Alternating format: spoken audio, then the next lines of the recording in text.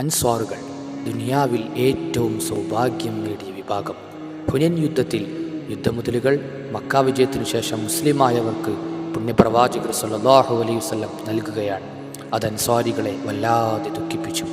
ഇന്നലകളിൽ ഇസ്ലാമിലേക്ക് കടന്നു വന്ന പുതുമുസ്ലിമീങ്ങൾ സമ്പത്തിൻ്റെ കൂമ്പാരവുമായി പോകുമ്പോൾ നബി തിരുമേനിക്ക് താങ്ങും തണലും നിഴലുമായി നിന്ന ഞങ്ങൾ ശൂന്യമായ കൈകളോടെ മടങ്ങുകയാണ്. പുണ്യനബിയിലേക്ക് വാർത്തയെത്തി. അവിടുന്ന് പറഞ്ഞ വാക്കൊന്നു മാത്രമായിരുന്നു: ജനങ്ങൾ ആടുകളും മാടുകളും ഒട്ടകങ്ങളും കൊണ്ടുപോയിക്കൊള്ളട്ടെ, എന്നാൽ നിങ്ങൾ കൊണ്ടുപോകുന്നത് അള്ളാഹുവിൻ്റെ പരിശുദ്ധ പ്രവാചകനെയാണ്.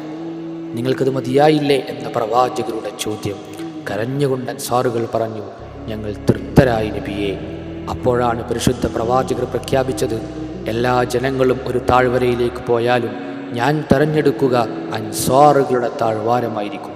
പുണ്യനബി മുഹമ്മദ് മുസ്തഫ സല്ലല്ലാഹു അലൈഹി വസല്ലം.